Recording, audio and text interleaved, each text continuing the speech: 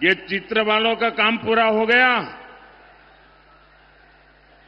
तो अब मैं भाषण शुरू करूं।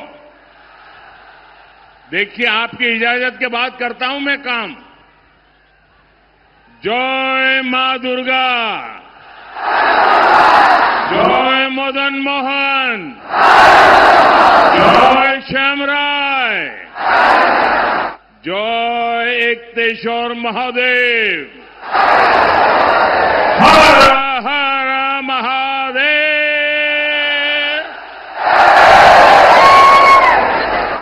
आपनादेर सबाईके शुभो नववर्षो जानाई। बांग्ला नववर्ष शुरू होने के बाद मेरी ये पहली जनसभा है। आज अक्षय तृतीया का शुभ दिन भी है। मेरी कामना है समस्त देशवासियों पर मां लक्ष्मी की कृपा बरसती रहे। साथियों, ऐसे पावन अवसर पर ये सभा मंदिरों के इस शहर में होना अपने आप में सौभाग्य की बात है। आप यहां दूर सुदूर से आए हैं, बहुत लंबा सफर करके आए हैं और मैं देख रहा हूं कि बंगाल में जहां भी जाता हूं, हर जनसभा पहले से ज्यादा बड़ी होती जा रही है। सारे पुराने रिकॉर्ड टूट रहे हैं। मुझे बताया गया 2-2, 3-3 घंटे से लोग बैठे हैं। ये सुबह का समय है और मैं देख रहा हूं धूप में कितने लोग खड़े हैं। उधर हेलीपैड पर मैं कल्पना नहीं कर सकता हूं ये माहौल, ये प्यार, ये उत्साह, ये उमंग, ये निर्मम सरकार के प्रति गुस्से का भी प्रतीक है।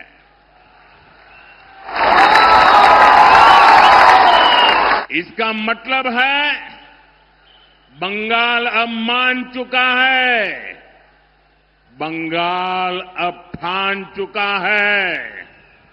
पाल्टानो दोरकार, पाल्टानो दोरकार, पाल्टानो दोरकार, पाल्टानो दोरकार, पाल्टानो दोरकार, पाल्टानो दोरकार।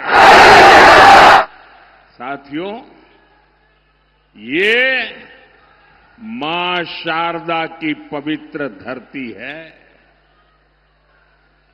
और यहां इतनी विशाल संख्या में माताएं, बहनें, बेटियां भी आई है। बीजेपी की पहचान ही महिला सशक्तिकरण से है, महिला सुरक्षा से है। इसलिए देश के हर राज्य में बहनें, बेटियां बीजेपी को सबसे अधिक आशीर्वाद देती हैं। हम चाहते हैं कि विकसित भारत बनाने में बेटियों की भूमिका का विस्तार हो। राजनीति में भी ज्यादा से ज्यादा बेटियां आए। लेकिन साथियों, आपने देखा है कि संसद में क्या हुआ है। टीएमसी ने बंगाल की बहनों के साथ एक और धोखा दिया है। बंगाल की बहनें चाहती थी कि उनको 33% आरक्षण मिले। मोदी ने ये सुनिश्चित किया। बंगाल की बहनें चाहती थी कि ये 2029 से ही लागू हो। मोदी ने इसके लिए भी प्रयास किया, लेकिन टीएमसी नहीं चाहती थी कि बंगाल की बेटियां ज्यादा संख्या में एमएलए बने, ज्यादा संख्या में एमपी बने, क्योंकि बंगाल की बेटियां इनके महाजंगल राज को चुनौती दे रही है। इसलिए टीएमसी ने कांग्रेस के साथ मिलकर साजिश रची और इन्होंने महिलाओं के लिए 33% सीट सुरक्षित रखने का कानून नहीं बनने दिया। साथियों, ये वही टीएमसी है जो घुसपैठियों को लाभ देने के लिए हर कानून नियम तोड़ देती है। ये वही टीएमसी है जो धर्म के आधार पर आरक्षण देने में जुटी है, संविधान की भावनाओं का गला घूंटने में लगी हुई है। मैं माताओं बहनों से पूछना चाहता हूं, क्या टीएमसी को सजा मिलनी चाहिए कि नहीं मिलनी चाहिए? बहनों के अधिकारों को लूटने वाली टीएमसी को जाना चाहिए कि नहीं जाना चाहिए? टीएमसी को पक्की सजा होगी? पक्की सजा होगी? यहां जो हमारे कुर्मी समाज है, उसकी बात टीएमसी सुनने को तैयार नहीं है।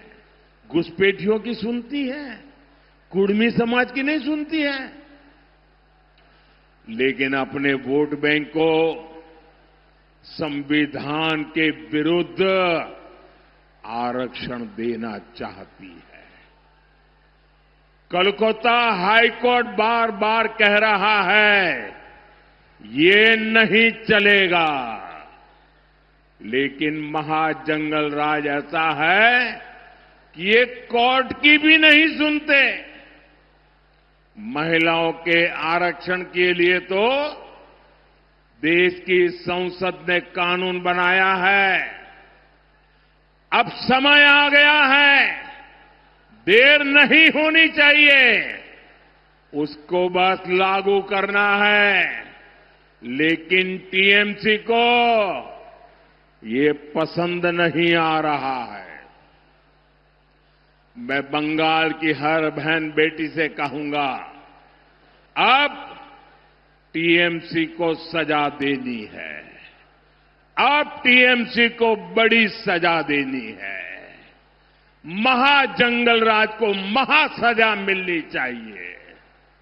साथियों, आदिवासी बहनों बेटियों से तो टीएमसी बहुत नफरत करती है। बीजेपी ने देश को पहली आदिवासी महिला राष्ट्रपति दी, क्योंकि हम आदिवासी समाज को सशक्त करना चाहते हैं। लेकिन टीएमसी ने आदिवासी बेटी के सामने अपना कैंडिडेट उतार दिया था। जैसे नेहरू जी ने बाबा साहब आंबेडकर को पराजित करने के लिए उम्मीदवार उतारे थे, वैसे ही कांग्रेस टीएमसी ने आदिवासी राष्ट्रपति को पराजित करने के लिए बहुत बड़ा खेल खेला था। यानी ये नहीं चाहते थे कि आदिवासी बेटी देश की राष्ट्रपति बने।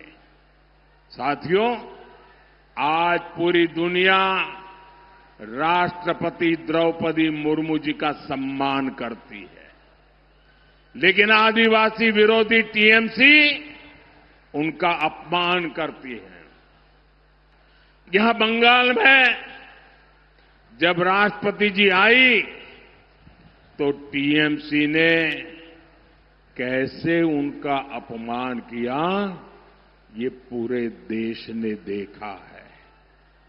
बंगाल की बहनें आदिवासी समाज के इस अपमान को, एक राष्ट्रपति के अपमान को कभी भी नहीं भूलेगा। आप मुझे बताइए, राष्ट्रपति का अपमान हमें मंजूर है क्या? राष्ट्रपति का अपमान हमें मंजूर है क्या? राष्ट्रपति का अपमान करने वालों को सजा मिलनी चाहिए कि नहीं मिलनी चाहिए? राष्ट्रपति का अपमान ये महिलाओं का अपमान है कि नहीं है? राष्ट्रपति का अपमान आदिवासियों का अपमान है कि नहीं है? राष्ट्रपति का अपमान संविधान का अपमान है कि नहीं है? साथियों, बहनों की सुरक्षा, आप माताओं बहनों का सम्मान और आप माताओं बहनों की समृद्धि, ये बीजेपी की प्राथमिकता है। अभी टीएमसी सरकार के भ्रष्टाचार की वजह से बंगाल की महिलाओं को वो लाभ नहीं मिलता जो बीजेपी सरकार में मिला करता है, जो बगल में असम में मिलता है, जो बगल में त्रिपुरा में मिलता है, जो बगल में उड़ीसा में मिलता है, जो बगल में बिहार में मिलता है।